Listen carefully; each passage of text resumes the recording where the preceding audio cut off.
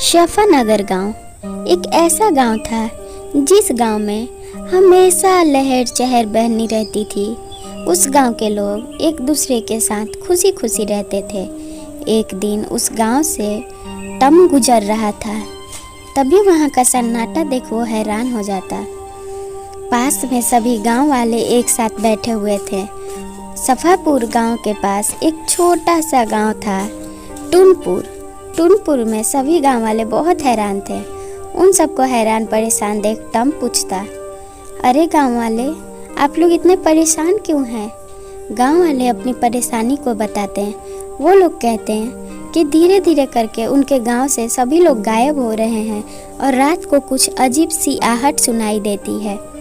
टम भी सफानगर गांव के बारे में उनसे बताता और कहता, आज मैं जब फूल बेच के वहाँ से लौट रहा था तो मुझे भी वो गांव एकदम सन्नाटा दिखाई दिया।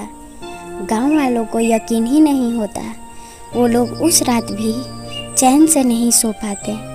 उस गांव की सरपंच की बेटी को वो लोग बुला के लाते हैं। हर रोज की तरह उनके घर के बाहर फिर से वही कल की आहट सुनाई देती है, जिस कल की आहट उन्हें हर रोज सुनाई देती थी।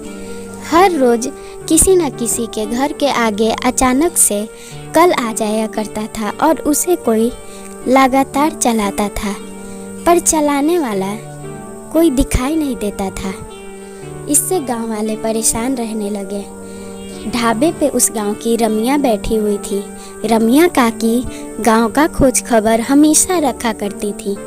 रमिया के पास उस गांव का एक बहुत ही मेहनती आदमी रामू जाता है और काकी से हो रही घटना के बारे में सारी बातें सुनता। रामू बहुत ही हिम्मती और ईमानदार आदमी था। रमिया बहुत परेशान होकर बताती कि बेटा कुछ मदद कर, हमें तांत्रिक बाबा के पास जाना होगा। रमिया से रामू कहता, काकी आप बिल्कुल भी परेशान मत हो, हमारे गांव वालों के साथ कुछ गलत नहीं हो सकता, क्योंकि हम लोग हमेशा किसी न किसी की मदद ही करते हैं। आपका ढाबा भी है तो आप गरीबों को मुफ्त में खाना खिला दिया करती हो और भिखारियों को लौटने नहीं देती। रमिया भी इंतज़ार कर रही थी फिर रात होने का। हर रात उन लोगों की नींद ना पूरा होने के कारण दिन में उन लोगों का धंधा अच्छे से नहीं चल पा रहा था। उन लोगों का काम में मन भी नहीं लग रहा था, इसलिए वो लोग परेशान रहने लगी थी। इधर गांव वाले अगले दिन फिर से उस चुड़ैल की आहट सुनने की कोशिश करते। सब लोग के घर के आगे नए नए रूप में वो चुड़ैल आ जाया करती थी और वो कल वाली चुड़ैल थी। सिर्फ कल की आवाज़ सुनाई देती। सुबह में उनके घर के आगे कोई कल नहीं रहता और रात होते ही कोई कल चलाती हुई औरत नज़र आती, लंबी घूंघट लिए हुए, और सारे गांव वाले डर से छिप जाया करते थे। उस दिन गांव वाले उसका पीछा करते। वो लोग देखते कि वो पिशाचिनी एक छोटा सा कुआं के पास जंगल में जाती और कुएं के पास जाके वो अजीब अजीब हरकतें करती। उस कुएं के पास एक छोटी सी टुन्नी चिड़िया कढ़ाई में कुछ बना रही थी और पास में दो बड़े बड़े बर्तन रखे हुए थे जिनमें कुछ धुआं जैसा उबल रहा था। तेज़ बारिश में भी उसका चूल्हा बंद नहीं हुआ। गांव वाले घबरा के वापस अपने गांव की ओर भागने लगते और ये सब घटना देख उन लोगों की रातों की नींद बिल्कुल उड़ चुकी थी। अब गांव में हलचल मच जाती है। झटपट वो लोग पंडित जी के पास जाते। पंडित जी औरतों को समझाते हैं और कहते हैं, देखो, जब पिशाचनी खुद सामने से दिखने लगी है तो ये मेरे बस की बात नहीं है। मैं पूजा पाठ करा सकता हूँ, इसके लिए तुम्हें तंत्र विद्या वाले तांत्रिक के पास जाना चाहिए जो कि काली शक्तियों को अपने काबू में कर ले।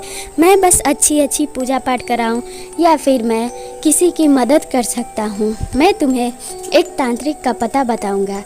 उन औरतों को वो तांत्रिक के बारे में बताते और बात भी कराते। तांत्रिक बाबा के बारे में वो लोग जान जाती। तब मन ही मन वो लोग सोचती कि तांत्रिक बाबा भी शायद मना ना कर दे हमारी मदद करने से। लेकिन पंडित जी इतना तो पकड़ लेते हैं और कहते हैं, तुम लोग बिल्कुल मत घबराओ, वो तांत्रिक बाबा तुम्हारी मदद ज़रूर करेंगे। तुम लोग बस वापस अपने गाँव की ओर लौट जाओ। वो दोनों औरतें अपने गाँव की ओर लौट जाती।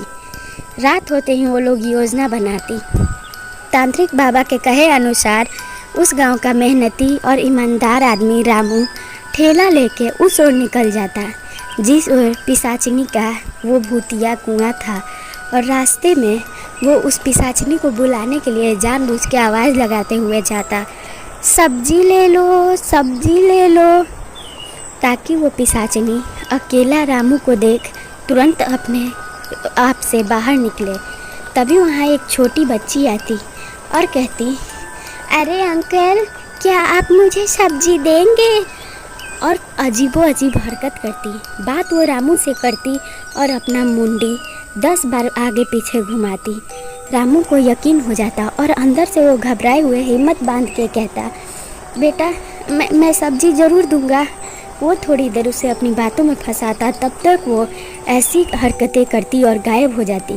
तांत्रिक बाबा भी पीछे से आ खड़े होते और अपनी जादुई छड़ी से पिशाचिनी को खींच लाते। पिशाचिनी ना चाहते हुए भी तांत्रिक बाबा के सामने आ जाती। तांत्रिक बाबा भी उसे डराते हुए कहते, अब तेरा खेल ख़त्म। हंसते हुए पिशाचिनी बैठ जाती और कहती, तेरे जैसे 10 आएंगे और 10 जाएंगे, मेरा कुछ नहीं बिगाड़ पाएंगे तांत्रिक। और वो तांत्रिक बाबा कुछ ज़मीन पर शक्तियाँ प्रयोग करने लगते। देखते ही देखते वो पिशाचिनी घबराए हुए उठती, क्योंकि उसकी शक्तियाँ कम होने लगती और वो छटपटाने लगती, तांत्रिक बाबा को चिल्लाने लगती और डांटने लगती। तो देखते ही देखते उस पिशाचिनी की शक्तियाँ कम होने के कारण तांत्रिक बाबा के सामने वो गुस्से से वार करती, फिर भी उसकी वार खाली जाती और धीरे धीरे करके उसकी सारी शक्तियाँ उस तांत्रिक बाबा के छड़ी में चली जाती और वही ज़मीन पे जा गिरती। तांत्रिक बाबा उसे एक पेड़ का रूप दे देते। पेड़ में से बहुत सारे भूत पिशाच निकलते जो कि उस पिशाचिनी के साथ मिले हुए थे और सबको वो अपनी शक्तियों से कैद कर लेते। इधर गांव वाले तांत्रिक बाबा के गुरुजी के पास खड़े थे। गुरुजी भी यही योजना बना रहे थे और गांव वालों को हिम्मत रखने को कह रहे थे। वो इंतज़ार कर रहे थे कि उनकी हवन कुंड की अग्नि जल जाए। जैसे ही वो अग्नि जलेगी तब इनके गांव से बुरी बला ख़त्म हो जाएगी और उनके तांत्रिक उधर चुड़ैल पे बहुत अच्छे से जीत पाएंगे। तभी यहाँ आग जल जाती है और तांत्रिक बाबा के गुरुजी को यकीन हो जाता कि उनका चेला उधर पिशाचिनी को मार गिराया है और अपनी शक्तियों से कैद कर लिया है। गांव वालों को खुशखबरी देते हुए गुरुजी हमेशा निश्चिंत रहने को कहते और कहते कि अपने गांव में कल ही सुबह होते बहुत बड़ी पूजा करा लो और तुम सब लोग मिलके यहाँ खुशी से रह सकते हो। लेकिन एक बात याद रखना, किसी भी गरीब की हमेशा मदद करना और ऐसे ही एकता बनाए रखना। फिर गांव वाले खुशी से रहने लगते हैं। ऐसी कहानी के लिए चैनल सब्सक्राइब कर ले और वीडियो को लाइक कर दे।